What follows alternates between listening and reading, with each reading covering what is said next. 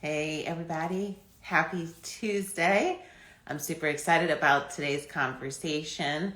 I am sending an invite to the guest that's going to be with us today.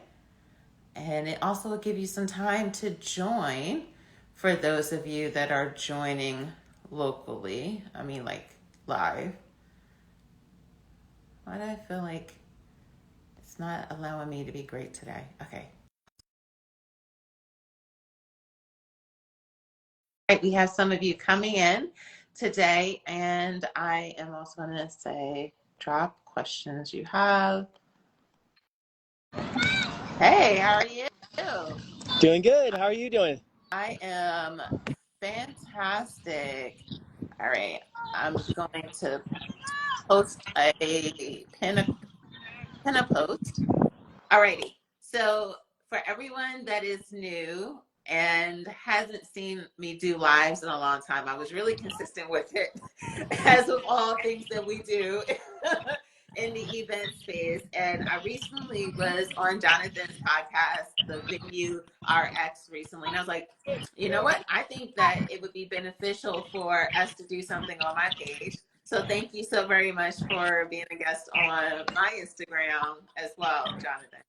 Well, thank you so much for having me. I'm really excited. I love talking about venues, working at venues, on venues, working with our team, and having the conversations that we had about the systems and everything. It was a really good podcast. And actually, we just released it yesterday, actually. Oh, So hot off the press. Yeah, you have the latest episode on all of our podcast platforms and YouTube. So you guys want to check that out. It's a good one.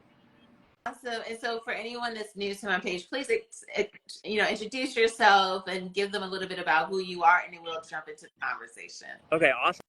So, I my name's Jonathan. I own a company called Common Sense Events, and Common Sense Events is a full scale management company. So it is the full kit and caboodle when it comes to managing a property. It's almost like commercial property management for an apartment complex, except instead of it being an apartment complex, it's for a wedding venue.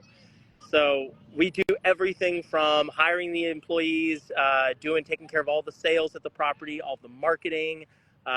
We do everything, like all the nitty gritty stuff. Of course, helping set up chairs and tables. Mm-hmm. Everything, managing the online reputation of the business, the whole thing. So, And I thought it was so when I first looked you up, I was like, that is dope as hell. Like, what got you into doing venue management? Because I haven't honestly heard about that before. And like, what got you into doing that? it started really because we were doing staffing for Mm-hmm. the venue industry. So we had at one point almost 1,000 team members. We were just on 1,000 team members in the San Diego and kind of greater Southern California area, so Orange County, LA. And we had all of these people who were going out and working at venues, and they were working with planners and they were working with catering companies.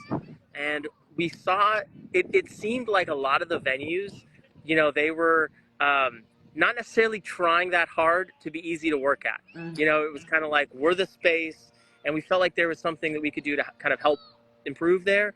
And so we had that idea in 2018. Now, of course, with the pandemic and everything, we really had an opportunity to either double down into staffing or push deeper into venue management, which we had started in 2018. So we knew the space already. We had started that in 2014, and we're coming up on 10 years being in the wedding industry.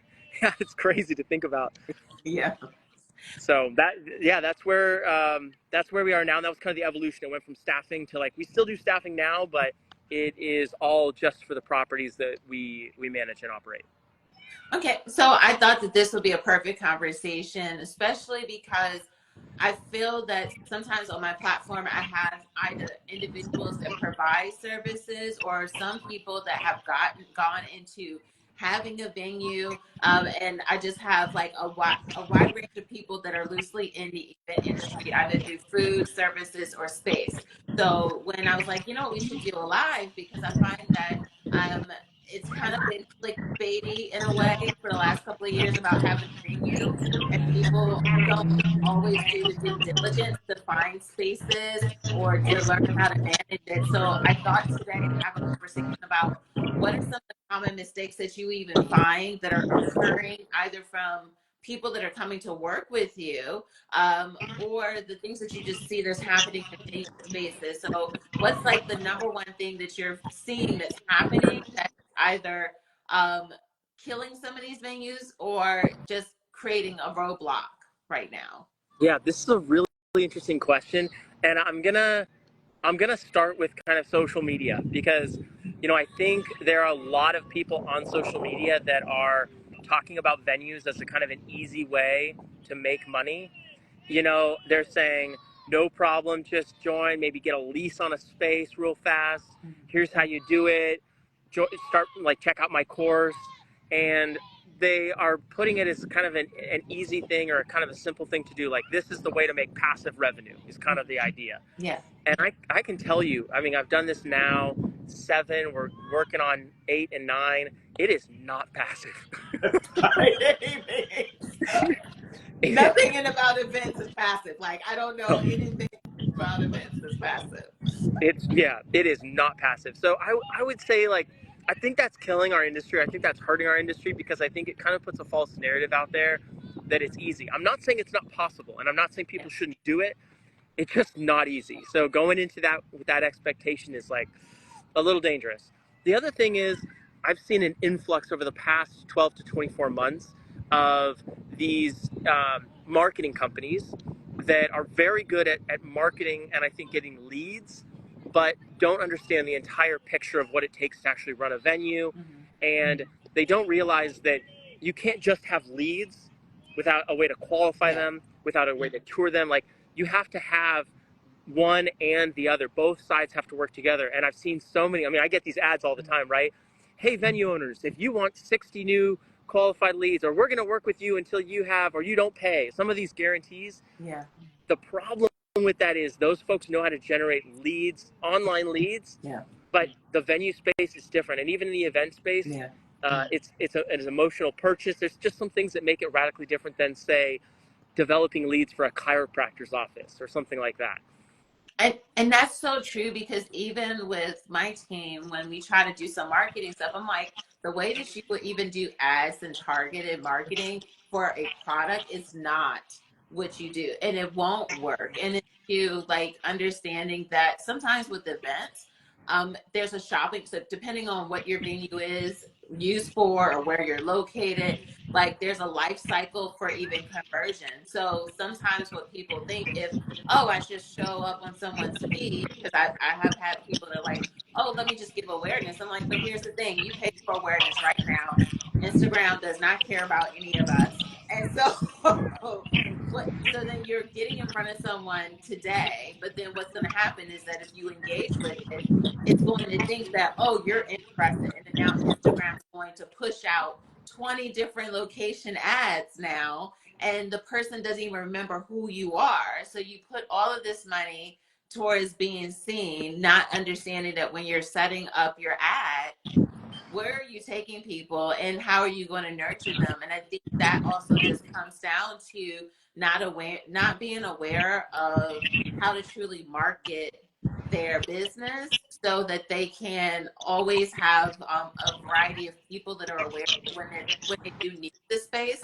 Because if I see an amazing venue today, I don't have anything to plan today. So how do I remember it several months down the road? Or what are you going to do so that I can remember you 7 months down the road? So from a marketing standpoint, what would you say is the best way for a venue to market their brand or their location? I love this question. And someone who I think just joined, Elizabeth Nelson, she's on their Snowmad Digital. So she does SEO. And I would say, and I just want to acknowledge her because SEO for venues, I think, is the number one way. Like, using Google and SEO, you have to do that. And the reason is because even though you can pay from an advertising perspective to force leads your way, and you can nurture them and you can do all of that, you need to be coming up in people's searches, Mhm.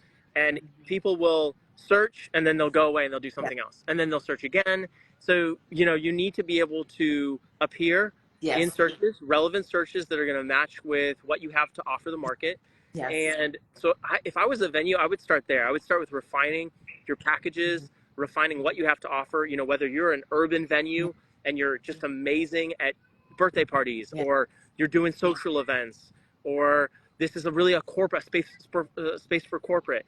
You Yeah. know, double down on that, and then figure out, okay, what do you need to do to what do you need to do to show up on those searches? And Yeah. if you start there, because that doesn't always take a lot of money. You know what I Exactly. Yeah. So you don't, and I would start there as a platform, and then I would start adding marketing dollars once you get your packages down. Mhm. Far too often, I see people who are paying online platforms. They're paying, in fact, I literally just signed a client, and they're paying close to $20,000 a year for online directories. And Uh, it's not that the online directories are always yeah. terrible, it's just that you just need to know your timing, and they don't have their packages lined up correctly yet, Mhm. and there's some things, there's kind of an order of operations. Yeah. So I would say from a marketing perspective, get your SEO down, start working on that, because that's a long strategy that the sooner you get started, the better that you're gonna do. And I'm not an authority on SEO at all, but I'm just saying I know that's where we need to be started. And um, And, and I think that that's so true. And for anyone that's watching, not even for venues, anyone that does anything in the event industry, you need to have a Google My Business. Google, like, people need to be able to type in what you do so they can find you near you, you know, so that you're getting local business. I think because you can do anything from anywhere. It's so romanticized. People don't understand how to market locally. And the reality is that more people go to Google. Like, there's probably not one day I am not using Google My Business. And we don't realize that we're using it when I type in on my cell phone, um, restaurant near me. It's not just having this ESP on what restaurants are near me. What it's doing is looking for restaurants that are registered in Google that are near me. So what's happening is, like, even for myself, when I'm looking for vendors for events, I always will go to Google My Business. I will type in private chef near blank blank blank, and the example I had provided in our interview where the person was a no-show. I was searching for private chefs or caterers in Boston or in that part of Connecticut. Do you know only 10 showed up? And I'm like, that tells me no one is marketing their bit. Like, I immediately, when I saw 10 people, Connecticut is so condensed, or the yeah. New England is so condensed. I'm like, it makes no sense for Subway to come up as one of, Subway was one of the catering companies that I was like, first of all, Subway is not catering. Like, Yeah, because you get folks who, and I've seen this in the SEO. Like, there's the dark side of SEO too. I saw someone who was typing in. They had a separate hidden page on every single area. So it said like this wedding venue, and it said near fill in the blank, and they were ranking for those cities, wow. and so they weren't even near. Like, it was like wedding venue near Dallas, and it was a hidden page on their thing. They were like 3 hours away from Dallas in Texas. What? So yeah, it's crazy out there, and I think it's a real opportunity for people to not spend a lot of Yeah. money but get the ROI there. 100%. So, And I think understanding the investment in it, because, and honestly, it's free. Like, everyone, as long as you have a Gmail or whatever, you can set up a Google My Business profile. And it just comes down to understanding what the searchability, because here's the thing. I do enjoy certain things about Instagram, but the reality is, for someone searching, so when I am looking for people, it is hard. So if I have a small window to look for a specific type of business, I am not going to do hashtag Boston Chef, yeah, because most of the people won't even be in Boston because they're just using the hashtag because they're close to Boston, or they're not the types of chefs that I want to work with because they may just be a chef in a restaurant. yeah, So, like, that's where, for people that are actively looking for services, they're more inclined go to, honestly, either Facebook or Google to find a business because it's actually a location and you can see the reviews from other people, not just like I find that social, or at least Instagram, it's a proof of concept. So people are like, oh, Exactly. like, let me look at the photos. But when they're looking for someone really, they probably are going to mostly go to Google to find that. I wanted to add one thing. I think sometimes we aren't empathetic to how people are searching. Yeah. Like we think that people are going to research like they're researching a paper. No. Like we're doing this, we're in a social environment. I'm out with my wife, or someone's out with their fiance, their spouse, it's a couple, they're over dinner, they're just looking Yes. at their phone. Yeah. And so they're going to Google, but then they're going to look on Instagram, they're going to look on Facebook, they're going to look at wherever they are. They're going to be on TikTok, right? Yes. But they're doing it in a very ADD kind of sporadic way. Yes. So it pays to use as many free options as possible to show up so that you start kind of chipping away at some of those. I don't know the exact count, but it's somewhere between like 7 to 12 times that a client needs to see you before they're going to start reaching out. So start whittling away on that. Be on Yelp. Have a presence on Yelp that's claimed.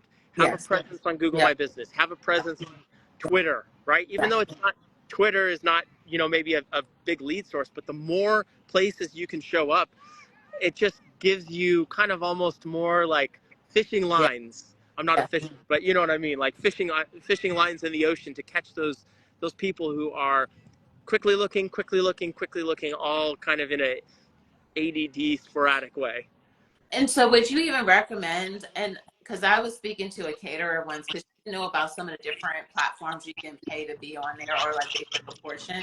And I told her, I was like, take the time to look at what are the competitors out there, because I feel like certain platforms, because they have a sales team that's going out there to pitch for people to get on their page, and there's some other ones that are high search, but they're not pushing it. So then there's not a lot of competition. Do you think that these platforms are good for people to invest in, but like maybe just research, like if there's 1,500 venues in your area that might be on the wedding flyer, maybe you might need to look at the Knot or look at Peerspace or something like that. Would you recommend that when it comes down to choosing which type of platform you want to be on if you were to go paid route? Yeah. So the paid route, again, I want to just mention one thing, the free route. Like if you can have a presence on a platform without paying for it, it's a no-brainer to do it because you're just going to have that representation. Yeah. So do that. But then secondly, for any of these platforms, I would look at platforms that have month-to-month agreements.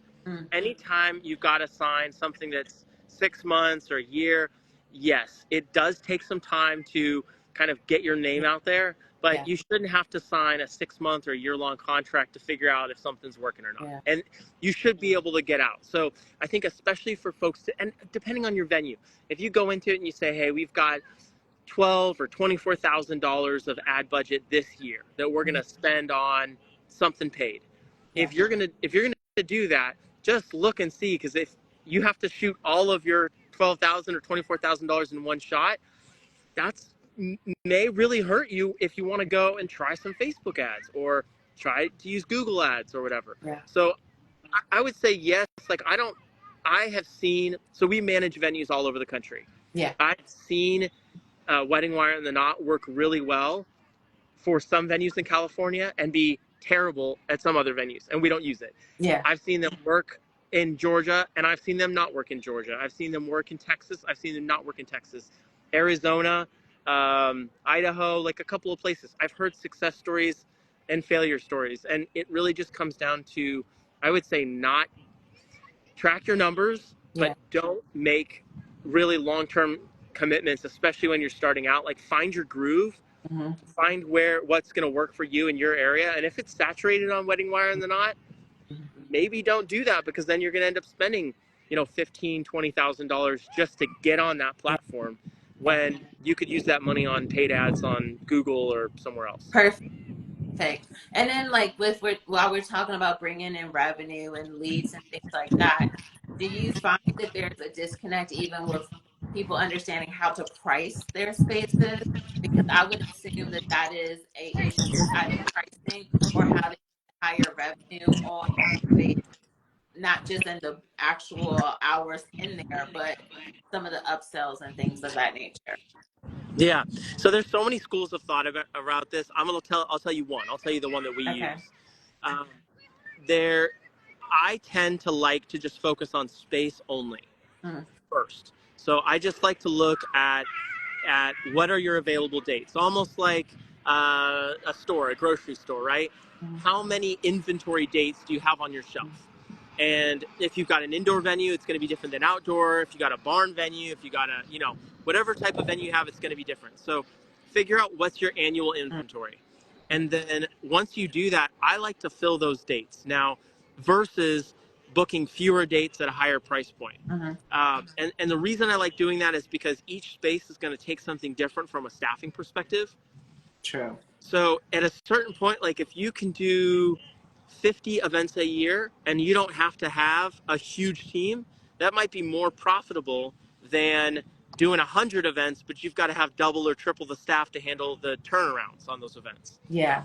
And I know there's a lot of venues that they want to do, like some venues I know in Atlanta, they are very, very successful. They do 2, maybe even 3 events a day, smaller events, brunches, things like that.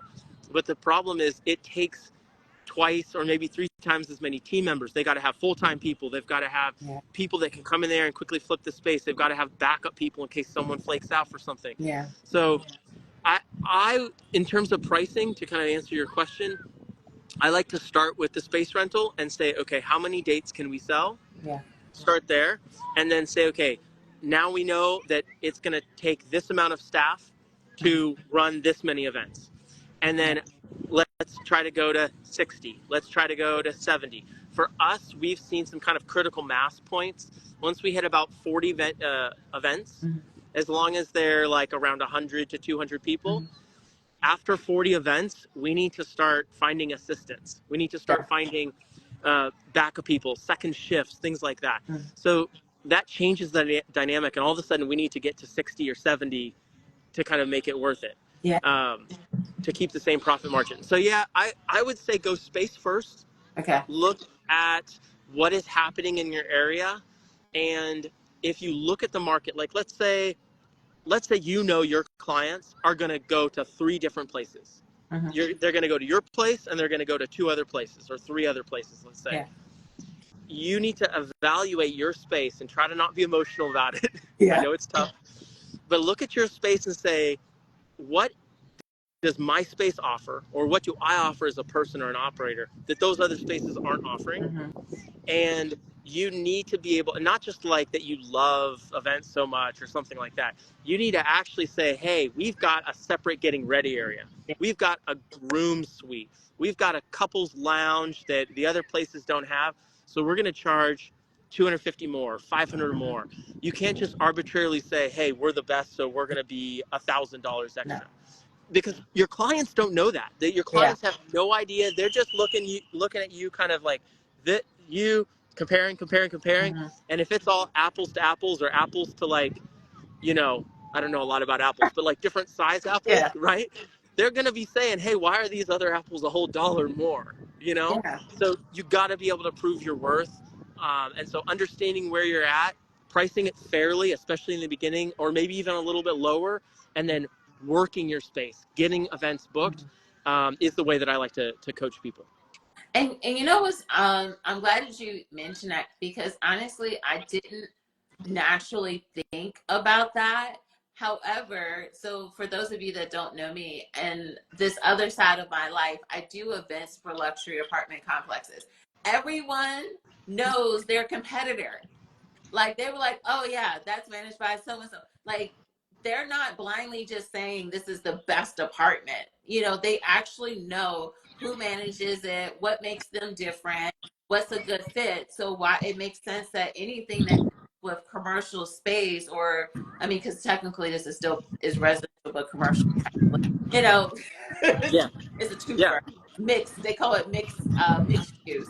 yeah, And so you have to know exactly who are your competitors. So I would even think that for anyone that's thinking about getting into venue spaces, that's probably going to be the first step you need to do, because I sometimes think people just look for, oh, it's a space, I'm going to do events. They don't know, one, if it's even zoned for it.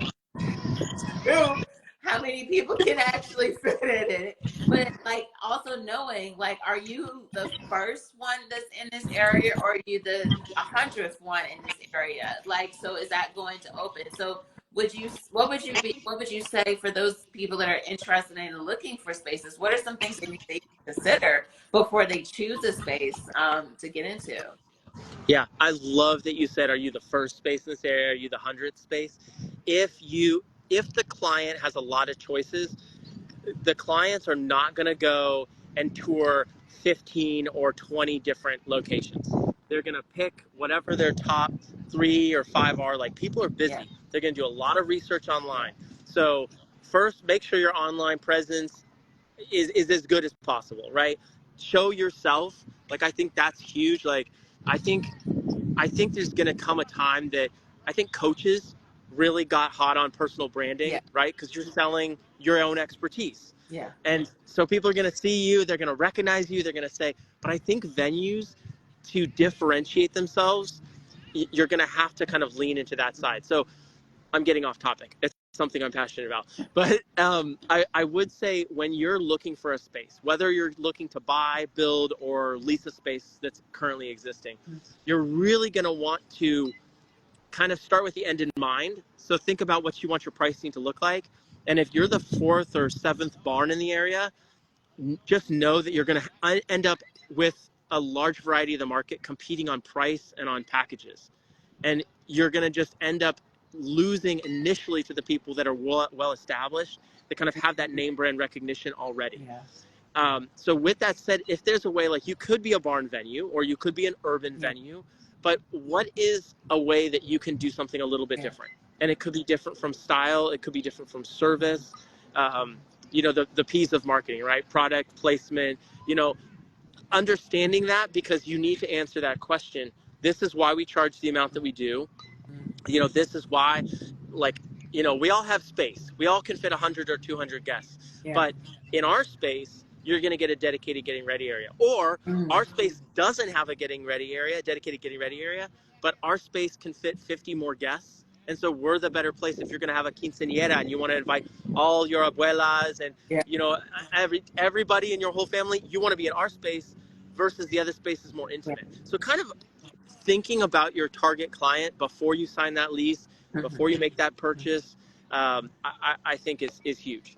And I think too, like sometimes what from some people I have spoken to is understanding especially if you're going to do this as an investment and for a business opportunity, understand the time it takes to actually open up the space, because almost every person that I know that has done like a facility, just the whole, like, especially build outs and things like that, it is not, oh, like if you're tight on money, it's an opportunity. But if you don't have the extra money to float the business for a couple of months, like, it takes time to understand that. So like with choosing a space, I'm glad you gave the suggestions on like what to look for, but also understand the expected time frame to actually open it. And what can someone realistically expect from, like, oh, this is a cool idea and I found a place, to actually being able to host your first event. Yeah. Oh, you're asking the timing question. Yeah. Yeah. So again, I love this. I think this is one of the things, how we're getting hurt, how our industry is getting hurt, because you'll see this Instagram ad. Oh, venue owners, I'm going to fill your calendar in 60 days or you don't pay. You see Yeah. someone come online, hey, buy my $10,000 or $12,000 coaching course, Yeah. fund it with a credit card. I'll show you how to get started making money in 60 days. This is not that industry. This is different. So I would really recommend, let's exclude a build timeline, because if you're building, depending on the locale you are in, like I'm here in California right now, if you're going to get correct permitting and everything, you're looking at a year, you're looking at maybe 2 years. Wow. But yeah, it's insane. And I think a lot of urban or metropolitan areas are going to be similar, Mm. But with that said, if you don't have a lot of hurdles or hoops to jump through, or it's already zoned or whatever, I would give yourself at a minimum 90 to 120 days from being open Mm. to don't expect to make a dollar. Just talk to people, get tours, because in the very beginning of the phase, you only care about tours. You only care about talking to people. Hey, do you like my space here? What do you, because you might think that people are going to love the fact that you have a beautiful lawn, but they don't care about the lawn. They want to go take a picture in front of your floral wall. Yeah. And you thought that thing was kind of old and dated, but everyone came over there and took some selfies in front of you, Yeah. right? So at the first, you just want to give yourself a pressure-free environment to get people in the space, host free events, get people in, offer the space up for free to anybody you can, just to get people in the space. Mhm. And so I would say 3 months, 4 months, you've got to be able to pay your mortgage. Yeah. If you have employees right from the get, you got to be able to pay your employees. And so I would start there at the 4 month mark. I think if you haven't seen traction and progress at the 6 month mark, you got to start doing some rehab work, and we've been there before. And we are in there with some of our venues. You don't always win every time. You have to look at it. Maybe your pricing is off. Mhm. Maybe the way that you have the package positioned, you're not meeting the needs of the clients that your marketing is calling out to, Yeah. right? Yeah. So I would just encourage people, yeah, this is not a quick turnaround thing. You give yourself 4 to 6 months, and then give yourself a year to really let the marketing do its thing, get a reputation in the area. But that's a year of like providing some serious work, some serious effort and energy. um, this is not a, hey, sign up for some ads in 30, 60 days, you're going to be rich. Like, that's not true. At all. Like I actually had a client that I built out for Honeybook, and they happen to be they tend to be in another industry, and they just are very comfortable, let's just say. And so Yeah. they had a property that was on land, and a home that was there, like a mansion essentially. So they rehabbed it as it would be a great venue. Yes. Yeah. However, the industry is totally different than what they do for money. So when they were like, oh, we have this space, and it was awesome because they had like a space for spa services. So they were selling packages for people to come and get spa services, to add on to the bridal suite. Like they had like 7 different like not venues but spaces inside, because again it was a mansion, so like they had 7 different spaces that were all in the middle of it. And they were like, oh, this is gonna be great, we just put it out. And I was like, no. I was like, you're gonna have to host your own event. I was like, if you're doing photo shoots, like start connecting with people to bring people into your space. It's not like, oh, I have this beautiful home. Like it's beautiful, but working leads, working your space. That's how you get that space booked. And so eventually they just sublet the place to someone else, because like they invested all that money into making the space amazing, which is great. However, I don't think it's the reality of what that industry, because they do commodities for the main income stream, and commodities is not So different. So different. Yeah. Yeah. totally different. So Yeah. I guess for anyone that's watching, like what's the benefit of working with someone to help them manage their venue? Because I'm sure, like, how is a new concept for me, for anyone that's new that's watching this video, like they may be like, why would I need to have a venue manager? Like, what's the benefit, or when do you know you need to have a venue manager? Yeah, it's really if you don't want to do it yourself, is really. And a lot of people are incredible at doing it. In fact, I think the best venues in a lot of senses are self-managed, really, because you have someone who really wants to do 30, 40 events a year, 50 events a year, and they want to pour their life into it, and they want to meet all the couples, and they want to really get into it. And then there are those couples or those owners, those business owners that want to treat it more like a business and more like a commercial real estate. And we work with mainly folks that are looking at the business like that. They're looking at it like a business, not a lifestyle business. Mm. They want it to have some enterprise value. And so when you bring, it's like the difference if you're doing house hacking and you live in a fourplex and you live in one unit and you rent out Yes. the other three, versus you've got a 34 unit apartment complex. You need someone to manage the vendors. You need someone to do all the different things. So it really depends. And then I would say also it the venue needs to be able to support enough events so that you can pay to have it managed. Mhm. And if it doesn't, and so you kind of sometimes need to get it to that place where you have 20 or 30 events on the books and you know, okay, I can afford now to have a manager. And whether you hire that manager and you supervise them, or whether you're bringing in a management company like Yeah. us, there is an expense to that. But all of a sudden we're able to, like with some of our clients, have 100, several of them have 100 plus events per year. Actually, I feel like I see one of our project managers. I don't know if he's still on, but he was on. In that property, that facility's doing 110, 115 events per year. Wow. But at that point, it really makes sense Yeah. because that's 3 full-time jobs. You know Yeah. what I mean? Yeah.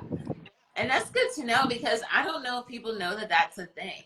Like, and I would love, like, I want to see more people have success just in the event industry in general. So Yeah, that's why I like to do these lives. I like to have different people come and talk about what they do or something that's going on in the industry, just so that people are aware. Because I do feel like sometimes, like I've had it where some people open up a venue, they're having to close it down, in a couple of months, like, or the space doesn't make sense because there's no parking and all these different things. But because again, we only see one portion of it when it comes to social media, and we're not always thinking about how do you, like, not like you said, like a get rich quick scheme. Like nothing about it is quick. First of yeah, all, yeah, it's a process. yeah. I think the quick piece, you got to really be willing. You're not starting a agency or something like that. You are starting. It's long term, 100%. I'm just getting my phone charger. I got to plug this thing in. No worries. And if anyone has any questions while you're watching right now, feel free to ask any questions because this is for y'all. It's an opportunity for you if you've been having a venue or if you have a venue and you're finding yourself stuck. Feel free to post a comment and we will address that question for you. Okay, so we've spoken about marketing. We've spoken about not pricing or understanding the capacity that's in the space. What would you say is another challenge that sometimes venues are facing when it comes to, I guess, being profitable?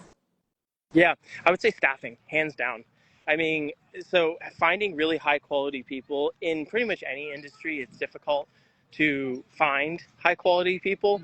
But I would say having the systems that allow you to set your team up for success. If you're not going to be doing everything yourself, I think it's easy when you get started to just say, hey, I'm just going to figure this out. I'm going to, hack it together, right? And that works up to a point, but if you are ever getting to a place where you want to hire some team members, you want to start doing some different things where you don't have to constantly be relying on yourself Mhm. to do all the things, you're going to want to have documented systems of the things that work. Yeah. So I would say that has kind of been the learning curve for us, is like doing something long enough from a, sorry, I'm just going to You plug. plug in my phone. Yeah. There we go.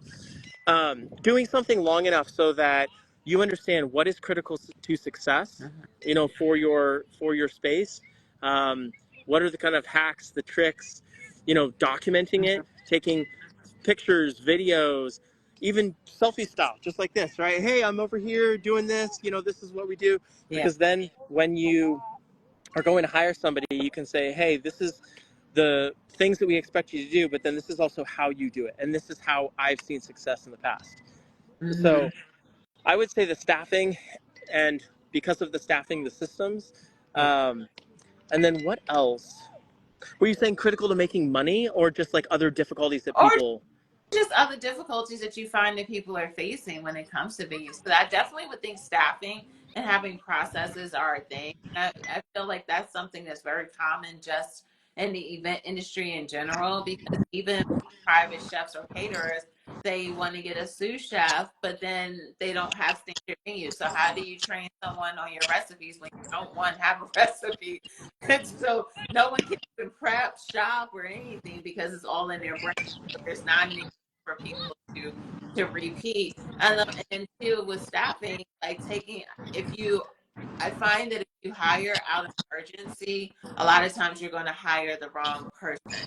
So it's like thinking about what kind of person you're needing to help you with running the venue, like, and understanding what are the things that they will be doing, what are the things that you're going to be doing, like what are the things that contractors, like if you have someone, I would assume running the venue where they're going to help with setting up, but they might not be doing cleaning. Do you have a cleaning crew that's going to, like, I would think that understanding that is very important from that part. But any other challenges I think that you find is very common and great.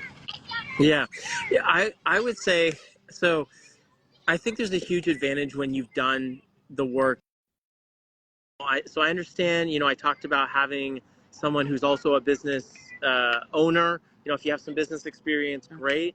But actually going and doing the things, setting up the tables and chairs, things like that, really make a big difference because it's very easy from an armchair. Like we just brought on a CFO, Okay. and as the CFO is looking at the numbers, he's saying, well, why do you need 8 hours for that? Or why do you need 6 hours for this? Can't we just have someone come in for 1 hour or Yeah. 2 hours? Well, it's like, no, you can't, because you can't pay someone, even at $20 an hour, you can't pay someone $20 just to come in, Yeah. right? You need to, they're not going to come for just that No. shift. So that's a staffing issue, and just understanding what it takes. If it's a long drive to get out there, like what is a fair shift? Is this something really, really difficult? Or when someone takes 4 hours, like are they being lazy and you need to work on some training and work on motivation and Yeah. things like that? Or is it really does take 4 hours? You know what I mean? Yeah. So I would say that is huge. And having a realistic understanding, and for everyone in the business, whether you are, on the finance side, whether you're on marketing, whatever, the more that you can touch the business, go out and see whatever's happening and participate in it, the better. So that's just a just bit of feedback for anyone there who really does want to look at it like a business, who doesn't want to Yeah. work in the business. Yeah. Um, I would say on the other side is, right now the market is challenging for a lot of people, Mm. and I just want to acknowledge that, because the I think there used to be a sense, maybe in 2018, 2019, there was kind of like a build it and they will come sort of Yeah. situation. And then in 2020, with everything that happened in the world, there was a lot of people that were moving from cities. Now remote work is a thing. And they're like, oh, hey, let's buy a property. This is easy. You do a couple of calculations, $8,000 an event. I could do 100 events. This seems like a great business. So now we have this influx of venues. You got to realize there are roughly the same amount of people getting married every year, Mm. but there are more and more and more venues coming on the market. And certainly there are businesses, venues going out of business as well, Yeah. but there are steadily an increasing supply of venues, and there's kind of a static level of demand when Mm. it comes specifically for Yeah. weddings. So I would just say, kind of calling back to your original point of giving yourself that time, Yeah. and those, that like pity, and even if that means you have an extra job that you're working while you're starting your venue, and you hold on to that job for a little bit longer, or you do some of the things yourself that you do want to offboard but you don't hire that person quite yet, Yeah. you give yourself a couple more months. Yeah. I would just encourage people to be patient. Like this industry, there are ebbs and flows, but this is not the same industry that was in 2017, 2018, 2019. And I also want to say it's not the same industry that we had in 2021 or Yeah. 2022. And I know a lot of people that bought venues that had 50 weddings on the books in 2021. 2023 is coming along and they're like, I don't have 50 weddings. I saw the pro forma. This business was doing good. What am I doing wrong? Yeah. It's just because of the market conditions in a lot of cases. And that's so true, because the thing is too is like I'm seeing that even for weddings, because here's the thing, it's like everything has inflated, which it is what it is. However, with it being tighter, all brides and families, it's a lot. Not just for the venue. It's Yeah. the whole thing, the dress, the caterer, all the event planner, like all of those things are a lot more expensive than what a lot of people are planning. So I'm seeing more of those elopements and Yeah. smaller venues things, or people that are just doing the backyard. They're trying to piecemeal in this specific season just because we have this what they call a silent recession that's happening.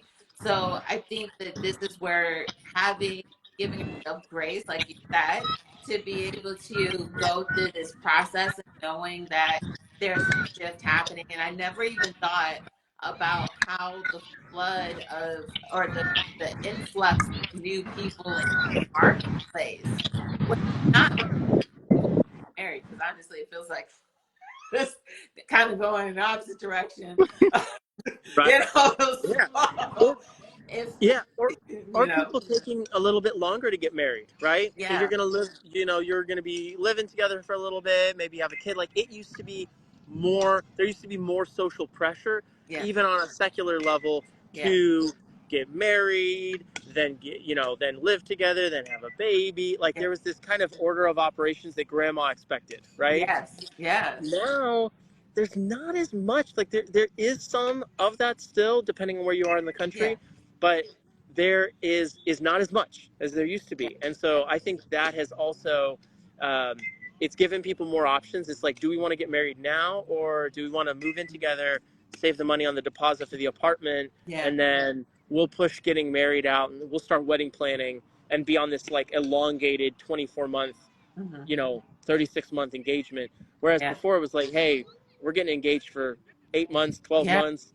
We got to lock in that venue right yeah. away. So the market has changed for sure. Yeah, and I think that it's like all combined together, because I even had saw someone on TikTok complaining because they were voting for a planner and something like that, and they were like, "Do you know that they were trying to charge me 30,000?" And then on venues, so like, the grand scheme is like your venue might only be a small portion of it, but the reality for someone to have a decent size, and I'm not talking about the 300, 200 people weddings, I'm talking about a 100-person venue. Like if they're thinking about food wise, they're having to really figure that out. So I think even from a sales process is understanding how do you get more aware, have more people in that funnel, because conversion probably shifting right now because of how people are maneuvering. Is that safe to say? Because you probably have to do more tours to get conversions right now. Is that a true assumption? Yeah, I think it is true. And one of the things that is something that we're working on and we're actively having discussions in is education. Mhm. Because like that gentleman right there who just passed us, right? His granddaughter is thinking about getting married soon, guaranteed. We call him over, right? And he'll say, "What do you guys do?" "Oh, we do weddings." "Oh, wow, yeah. It's so expensive to get married." Everyone Yeah, would say that, right? My granddaughter, she got married. It costs them almost $30,000. Well, for us, we're in the industry. We know where all that money's going to, yeah, right? yeah, We know, you want to have that wedding that's on Pinterest. Well, this is where the floral budget is, and this is where the catering, and yeah, that stuff doesn't just happen by accident. yeah, But the problem is, we get married 3 times a week, yeah, right? We get married 2 times a week. Like we're in our space. We understand why people need to pay that much money. yeah, The other folks don't yeah, understand that much. So it's on us, I think, first to educate. And it's not just for you, but it's our whole entire industry. hmm, We need to be saying, hey, look, this is expensive, but this is why.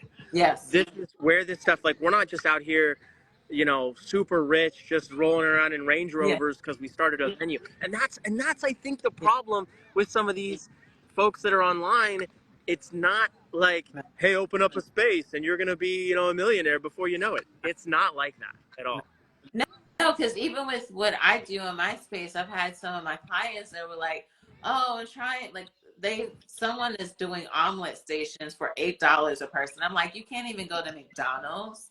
I'm Yeah. like, and then they're like, "Well, the quality's gone down." I'm like, because they're trying to adhere to that price when the money don't make sense. Because the money don't make sense to me. Like I don't know how they're making any money, and I'm like, I don't even want to compete with that. Like, because Yeah. that doesn't make sense. And I'm like, just based off of food cost inflation, like they're like, well, is it like it seems like people prices on. I'm like, because it's been a 30% increase on just the supply, not our operation. So when we're on trying to get people paid at the right price so that they can be loyal and consistent and show up, that's one part of the equation. The other part of the equation is what we're having to spend on those things. So even I would think with the venue, property taxes, that, they own the venue. Like there's so many parts to the equation. I think that if we do more education on what that looks like, I think that that is helpful because they're assuming that everything is dirt cheap, and like they totally forget. Oh, when I go to the grocery store, it's just me. I'm spending $100+ in. What does it look like if we want to feed 100 people? Yeah. Like there's just that. I love that you brought that up. It's interesting because I think this is where it comes into the play where you see differences in venues, right? If you've got an urban space and you can just open the door and it's like a blank canvas spot, you can just open the door, let people use it. It's like that Yeah, Airbnb model, yeah, Airbnb, where they just kind of come in, use the space, leave, and it's just a big room yeah, essentially. That looks very different from a cost perspective than if you have a 30-acre piece of land yeah, and you need to have 2, 3, 4 people, maybe some security, some different things going on. So understanding that from an operations yeah. perspective, and like here in California, we just got hit with that $20 an hour minimum wage, Mm, for fast food stuff. yeah, And now it's like, you want to go work at Taco Bell, for $20 an hour, or do you want to work at this venue for 13 or $14 an hour? Like, if I'm a kid, who's looking for a first, second, or third job or whatever, yeah, I might look at that dollar yeah, amount. yeah, So it's staffing, it's finding people who are passionate about it. Like there's so many costs that go into it, and you have to think about that. But yeah, the education piece is huge. I was gonna say one other thing, and it skipped my mind. Anyways, if it comes, I'll chime back in. no worries. So I would love like for you to share, like if someone wanted to work with you, what are the different ways that they can work with you if they're interested? Yeah, definitely. Thank you. So a couple different things. So listen to the Venue RX. That's all free education. And we try to, we interview talented people, experienced people just like yourself. And it's, visual, it's audio. So however you like to listen, we also have transcriptions of everything. But then on the CSE side, if you have a venue that you want to look at it more like a real estate investment, and that it's capable of 40, 50, 60, 70 events a year, we really can't work. It doesn't even make sense. Like, we'll decline projects where we can't make at least 6 figures, because we primarily do things off of a revenue share. Yeah, We want to make things as fair as possible. yeah, And so we need to make sure that, we can pay the employees that it takes to run the yeah, space, pay for the marketing and things like that. So yeah, if you have a space that you really want to kind of step out of the day to day and be more like a real estate investor rather than actively in the day to day, then we could be a great fit. And we have no problem just chatting with people and seeing if it's the right fit or not. We have a lot of conversations with people, and we want people to win. Like, we've been in this industry for a long time. yeah, It's not about making a quick buck. Like, there's way better ways to make more money faster, and that's not why we do this. So um, we do need to make sure that the finances are right, but we need to make sure that people are setting themselves up for success, and we want to be part of that. So there's that. And then if you are a venue owner, or if you are um, if you want to get in the venue industry, we have a nationwide association called WEVA. It stands for Wedding and Event Venue Association. And if you are interested in being a part of the venue industry, you've got to join this association. It's actually the first and currently only association of its type for venue owners and operators in the whole entire wow, country. And there's a small fee to join. It's an annual yeah, fee, but you have access. We do regular. In fact, we're starting to do 2 educators per month. mm, So there's educational seminars, there's resources, there's discount codes inside there, and our long-term goal for that is that We have some lobbying. We have some, support for venue owners all throughout the country when it comes to regulations. Mhm. There's some crazy liquor laws that have come down in Wisconsin Mhm. recently. I know different counties have their own different rules, so we really want to come together as a community and as an industry, the venue industry specifically, because the price is so high. It's a premium to start a business or to lease a business. Yeah. So yeah, either if you're interested in full scale venue management and you want to have a conversation with us about that, you can reach out through direct message or even just go to csevenues.com. And so yeah, or just Google Common Sense Events and set up a time to chat with myself or one of our team, or Weeva is just all education, and it's there to help the industry. So a couple different ways to interact depending on where you're at. Awesome. Well, this has been an amazing conversation. I hope that people get something from it. I know several individuals I'm going to be forwarding to. And for anyone that is watching, I'm back to being consistent every 2 weeks to doing these live conversations. Jonathan, thank you for being the first person that I'm back to do these because I really want for people in our to one. And I always say, like, I like talking about the things that are not clicky about our industry. These are the things that we have to learn so that we can be successful. I use inspiring that are events so that we can build something that we actually love and all love for our. Yeah. Well, and I was gonna just say we kind of owe it to each other, Yeah, because if I do a better job running my business and you do a great job running your business and people are able to kind of learn and run better businesses, then it enables each of us to charge better pricing, to yeah, not have those $8 omelets, right? yeah. Like some of those things that we need, like we need the industry to level up so that we can all help our clients together. So yeah, thank you so much, and kudos to you.